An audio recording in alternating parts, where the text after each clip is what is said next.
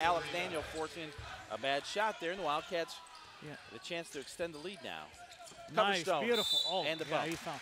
What I was going to say was looking at the start, you know, possibly the players were looking at Taylor's record and not maybe taking them as serious as the coach would want them to. But I think that timeout was a good timeout, and they seem to be energized from that timeout.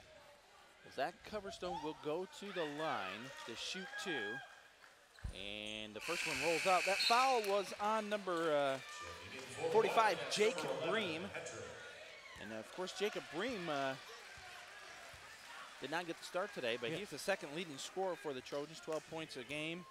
And one of the leaders of this Trojan basketball team, as Coverstone, though, hits the second. Well, he's been their starter. You know, he's a senior, and he's been their starter.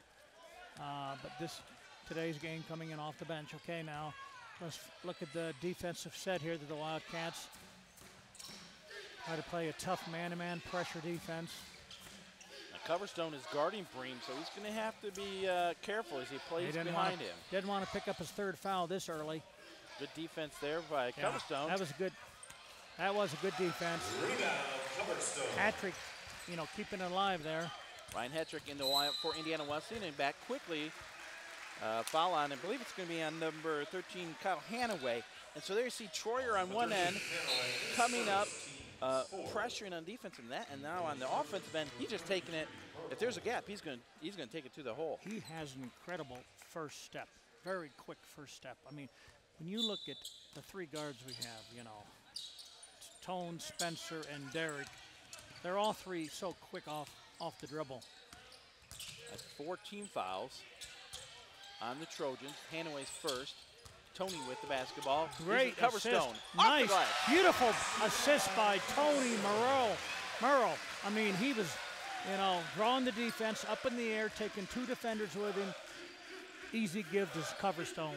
Wildcats have their largest lead of the game now, 9-4. They're on a 5-point run here. Loose ball off Coverstone. I think that timeout, you know, was a good timeout at the right time.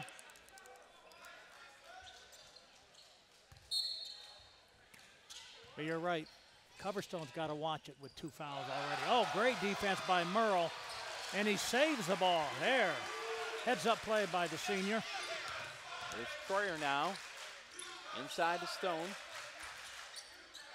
Working against Burkholder.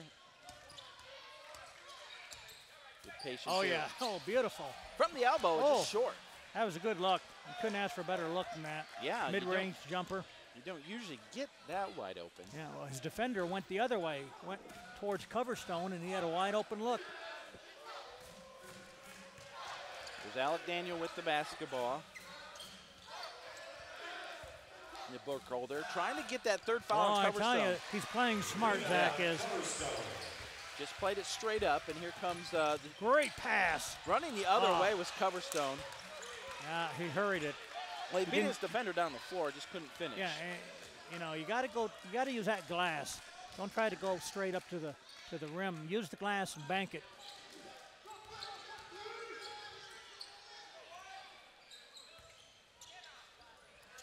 Inside to Burkholder.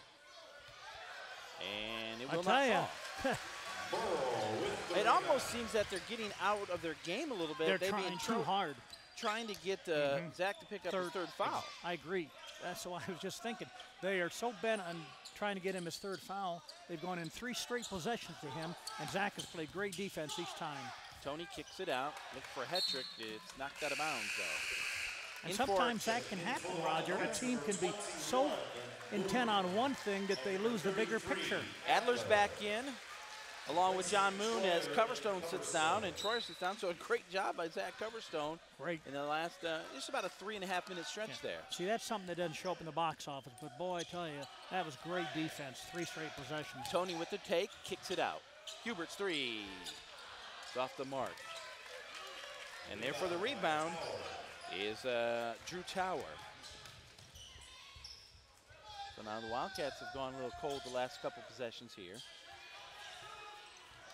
Hetrick got a piece of that. Here's Landon Adler. Watch this now. Well, to Hetrick. Now that was smart. A great, I like that. That was a good decision. Yeah, great decision there by Ryan Hetrick. Excuse me, Landon Adler to get it up to Hetrick. I agree with you. You know, some people thought he might have taken it down, tried for a jam, but he went with a pass to the man that was even in better position than he was, and Hetrick put it in a nice, safe, easy layup. Good basket, again, based off of our defensive pressure, Roger. It's a 6-point Wildcat lead, 11-5 as we approach the 10-minute mark here in the first half. Now, we talked about the Taylor Trojan defense at the outset of this game, but the Wildcats certainly showing themselves to be an outstanding defensive club. And as we have been all year, I mean, we've been one of the leaders nationally in field goal defense the entire year. That's why we are where we are. It's our defense. Jinga! But it doesn't hurt when you have shooters like that. Taylor needs a timeout, and here it comes. Yeah. A 30-second timeout called by Coach Patterson as the Wildcats have stretched their lead now to 14-5. They're up by 9. Yeah, the Wildcat faithful are on their feet. Well, Doug, by my count, Indiana Wesleyan is on, let's see here, they're on a 10-point run. 14-5, they ran off 10 straight, and it's been a good 6 minutes since Taylor has put a basket. Well, again, when Coach Conoco called his timeout early, he had them regroup, had them settle down. They started playing better defense. They got some turnovers as a result of their defensive pressure, which resulted in some easy transition baskets. And on the offensive end, they started doing ball movement much better. They started looking more like they did Tuesday night. But well, the beginning of this game looked similar to the first game of this series when Taylor almost lost beat at home, but it was a 52-50 ball game, and they had a shot to win it at the buzzer. Absolutely. I mean, so you don't take anybody lightly in this conference, not when it's a neighborhood rivalry. Here's Moon now, guarding a tower here out on top. It's good to see the student crowd here today in red. Yeah. Take his suitcase with him next time. That's good defensive pressure. 5 turnovers now for the Trojans. And that's another possession in which they don't score. We've shut them down several possessions here.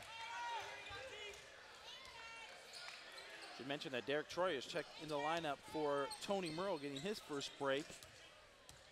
A lot of minutes in a basketball game and in a season for Tony Merle. Here's a loose ball. Ooh, Adler checks it down, though. It's still my goodness. Loose. Wow. Great hustle there from Daniel Cox. But the shot clock down is down to 8. So Troyer has it. Spinning. Got it! Oh, my land. Wow. What an individual move that was. That was all Derek Troyer. The clock was running down. He was being bumped. He went one way, went the other way. Pure athleticism there. 11-point Indiana Wesleyan lead. And the crowd on the other side getting into it here, Doug. They love what they're seeing, no doubt about it.